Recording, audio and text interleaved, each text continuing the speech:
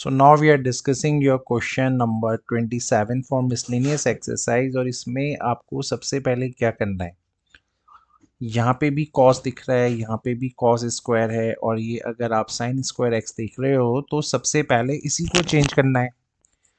तो जब आप sin स्क्वायर की जगह 1 माइनस कॉस स्क्वायर x डाल देंगे और इस पूरे नीचे को जब आप सॉल्व करोगे तो आपके पास जो चीज़ आएगा वो आएगा cos square x d x divided by, ये हो जाएगा आपका कॉस स्क्वायर, तो ये हो जाएगा 4 × 1 माइनस कॉस स्क्वायर एक्स। ठीक है, तो 4 × 1 इज़ योर 4, और ये माइनस का 4 कॉस स्क्वायर एक्स जो है वो इसको माइनस करने के बाद आपको देगा माइनस का 3 कॉस स्क्वायर एक्स। ठीक है, तो ये होगा आपका सबसे पहला स्टेप इस क्वेश्चन में। ठीक है, अब आपको नेक्स्ट स्टेप में क्या करना है, डिट्टो जो नीचे लिखा है आपको डिट्टो वैसे ही यहाँ बनाना है।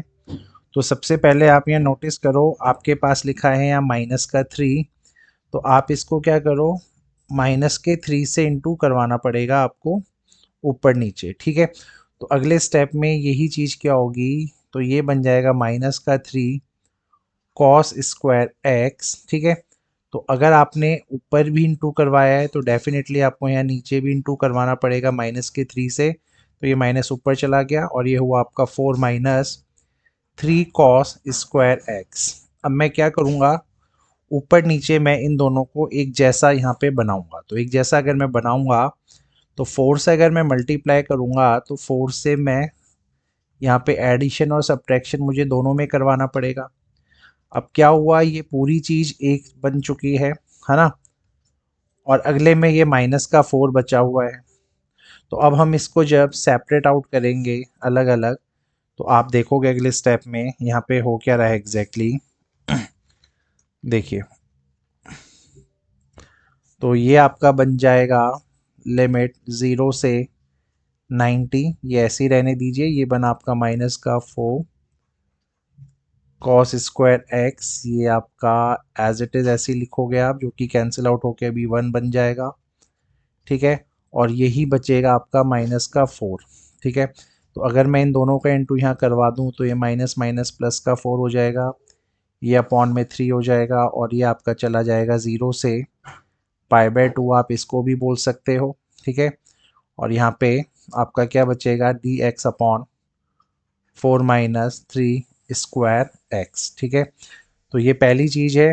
यहाँ पे आप देखो तो एज इट इज़ आप इसको ऐसा छोड़ सकते हो, ये कैंसिल आउट होके हो गया 1, तो बचता सिर्फ डी एक्स का जो इंटीग्रेशन होता है वो x होता है, लिमिट 0 से π/2 गई, और यहाँ पे माइनस का 1/3 लिखा ही था, और इसको अगर आपने सॉल्व किया तो आपको पता है π/2 माइनस 0 बचेगा। तो यानी यहाँ सॉल्व करने से माइनस का π/6 बचता। ठीक है, ये तो था इस क्वेश्चन का पहला पार्ट।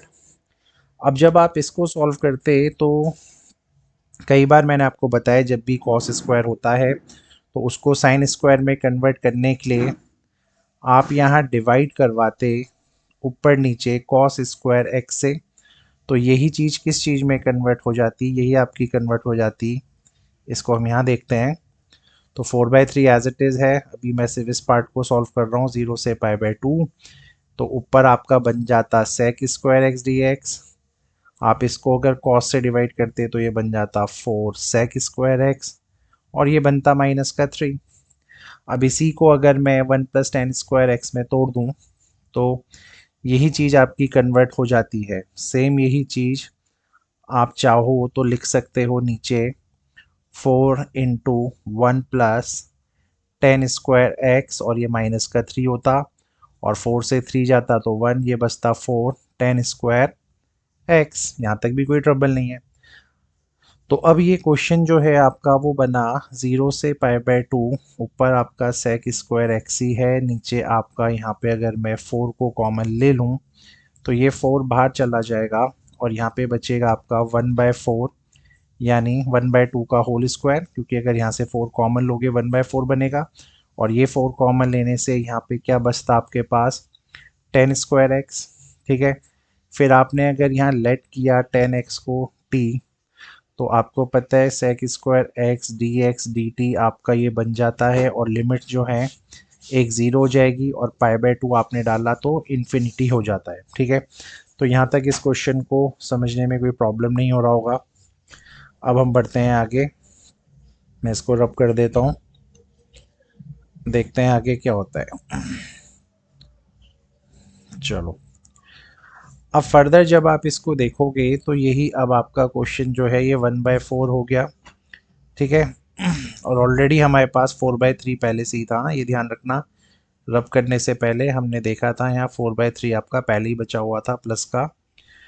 तो 1/4 ये है, तो लिमिट अब ज़ीरो से आपकी इन्फिनिटी हो गई है, और ये क्वेश्चन कन्वर्ट हो चुका है अब D T upon 1/2 square plus T square में। ठीक है, और ये फॉर्मूला अगर आपको याद हो तो x square plus a square जो होता है वो होता है 1/a tan inverse x upon a का। तो अब अभी हम उसी को अप्लाई कर रहे हैं।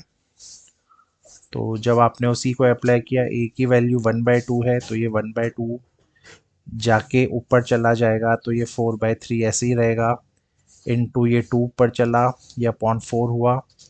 ठीक है, पता है ना ये 1/a है, तो ये 1/2 होगा, तो ये 2 ऊपर चला जाएगा, जो कि मैंने यहाँ पुट किया। अब बाकी आपको यहाँ क्या लिखना है, आपको लिखना है tan inverse T, T upon 1/2। तो 1/2 का ये 2 फिर यहाँ ही चला, तो घूम फिर के आपके पास ये चीज़ पहुँची। यहाँ तक कोई डाउट? अब यहाँ पे क्वेश्चन में बहुत कुछ नहीं है स्पेशल, तो आपका भी 4 से 4 मैं कैंसिल आउट करने जा रहा हूँ। तो अगले स्टेप में अब यहाँ पे आप देखो कि अब हम यहाँ क्या करने जा रहे हैं। ये थोड़ा टैब हिल रहा है यार, अब इसमें जस्ट अ मिनट। ओके, सो अब यहाँ पे देखो क्या होगा।